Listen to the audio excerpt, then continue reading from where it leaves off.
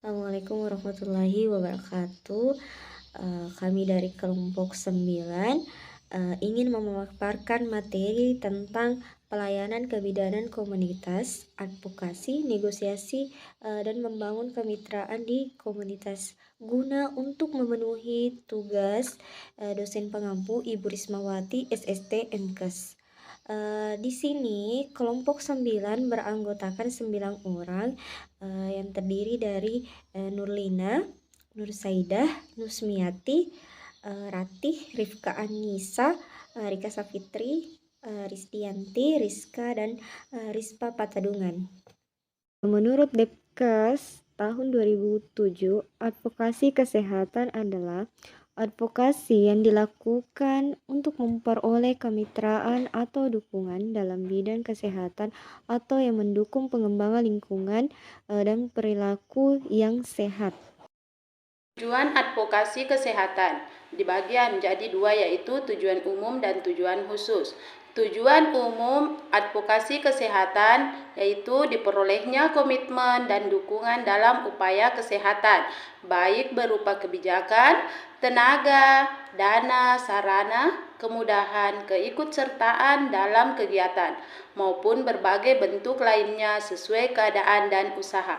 Sedangkan tujuan khusus dari advokasi kesehatan yaitu 1. Adanya pemahaman, pengenalan, atau kesadaran. 2. Adanya ketertarikan atau peminatan atau tanpa penolakan. 3. Adanya kemauan atau kepedulian atau kesanggupan untuk membantu dan menerima perubahan. 4. Adanya tindakan, perubahan, kegiatan nyata atau yang diperlukan. 5. Adanya kelanjutan kegiatan atau kesinambungan kegiatan. Menurut Natmajo tahun 2007, secara inklusif terkandung tujuan-tujuan advokasi antara lain yaitu: yang pertama, komitmen politik atau political commitment. Komitmen para pembuat keputusan atau penentu kebijakan di tingkat dan di sektor manapun sangat diperlukan terhadap permasalahan kesehatan dan upaya pemecahan permasalahan kesehatan. Dukungan kebijakan atau policy support. Dukungan kebijakan ini dapat berupa undang-undang, peraturan pemerintah atau peraturan daerah, surat keputusan pimpinan institusi baik pemerintah maupun swasta, instruksi atau surat edaran dari para pemimpin, lembaga, atau institusi, dan sebagainya. Kemudian yang ketiga, dukungan masyarakat. Suatu program kesehatan apapun hendaknya memperoleh dukungan dari sasaran utama program tersebut, yakni masyarakat, terutama tokoh masyarakat.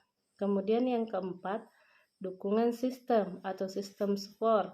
Agar suatu program berjalan dengan baik, perlu adanya sistem, mekanisme, atau prosedur kerja yang jelas yang mendukungnya. Sasaran dan perilaku advokasi kesehatan. Sasaran advokasi kesehatan adalah berbagai pihak yang diharapkan dapat memberikan dukungan terhadap upaya kesehatan, khususnya para pengambil keputusan dan penentu kebijakan di pemerintahan, lembaga perwakilan rakyat, mitra di kalangan pengusaha dan swasta, badan penyandang dana, media massa, organisasi profesi, organisasi kemasyarakatan, lembaga swadaya masyarakat, dan kelompok potensi lainnya di masyarakat. Adapun pendekatan advokasi adalah: 1. Melibatkan para pemimpin dan pembuat undang-undang. 2. Bekerja dengan media massa. 3. Membangun kemitraan. 4. Memobilisasi massa. 5. Membangun kapasitas. Unsur dasar advokasi. Pertama, penempatan tujuan advokasi. Kedua, pemanfaatan data dan riset untuk advokasi. 3. Identifikasi khalayak sasaran advokasi. 4. Pengembangan dan penyampaian pesan advokasi. 5. Membangun koalisi. 6. Membuat presentasi yang persuasif. 7. Penggalangan dana untuk advokasi. 8. Evaluasi upaya advokasi. Indikator keberhasilan advokasi. Pertama, indikator output, yaitu adanya kepedulian, keterlibatan, dan dukungan, serta kesinambungan upaya kesehatan, baik berupa kebijakan, tenaga, dana, sarana, kemudahan, atau keterlibatan dalam kegiatan atau gerakan. Output kegiatan advokasi adalah undang-undang perda, instruksi yang mengikat masyarakat, atau instansi yang berkenan dengan masalah kesehatan. Kedua, indikator proses, yaitu adanya rencana kegiatan dan pelaksanaan kegiatan advokasi berupa forum, jaringan, dan kerjasama. Ketiga, indikator input, yaitu adanya sasaran yang jelas, bahan informasi atau advokasi, dan kesiapan pelaku advokasi. Negosiasi. Negosiasi adalah suatu cara menetapkan keputusan yang telah disepakati oleh dua pihak, menyetujui apa dan bagaimana tindakan yang akan dilakukan di masa yang akan datang. Kemudian karakteristik dari negosiasi. Yang pertama yaitu senantiasa melibatkan orang lain, baik sebagai individu, perwakilan organisasi atau perusahaan sendiri atau dalam kelompok. Kemudian memiliki ancaman terjadinya atau di dalamnya mengandung konflik yang terjadi mulai dari awal sampai terjadi kesepakatan dalam akhir negosiasi. Kemudian tujuan dari negosiasi. Yang pertama, untuk dapat mencapai kesepakatan yang menguntungkan semua pihak. Kemudian untuk dapat menyelesaikan masalah dan menemukan solusi dari masalah yang tengah dihadapi para pihak-pihak yang bernegosiasi. Kemudian untuk bisa mencapai suatu tujuan kondisi yang saling menguntungkan bagi pihak-pihak yang akan bernegosiasi, di mana semuanya mendapatkan manfaat sendiri dari negosiasi, yaitu menciptakan suatu jalinan kerjasama antara satu pihak dengan pihak lainnya untuk dapat mencapai tujuan dari masing-masing. Dampak negosiasi. Dampak negosiasi terdiri dari dua, yaitu dampak negatif dan dampak positif. Dampak positif negosiasi yaitu para pihaklah yang akan memegang palu hakimnya sendiri. Kemudian sifatnya rahasia, hukum acara atau juga formalitas persidangan tidak ada.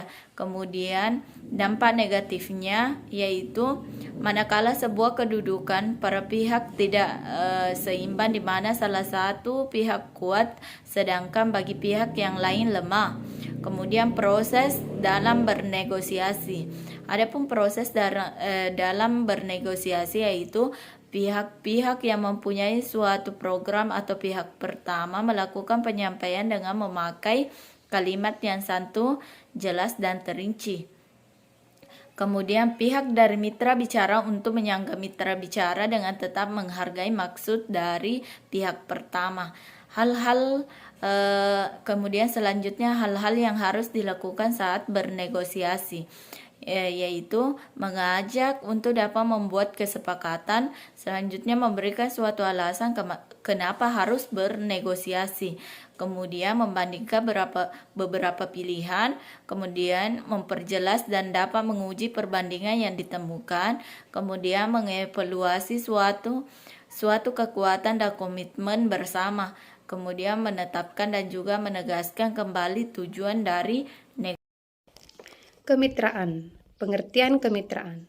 Kemitraan adalah suatu hubungan atau sebuah kerjasama antara kedua belah pihak atau lebih, didasarkan pada kesetaraan, keterbukaan, dan saling menguntungkan atau memberikan.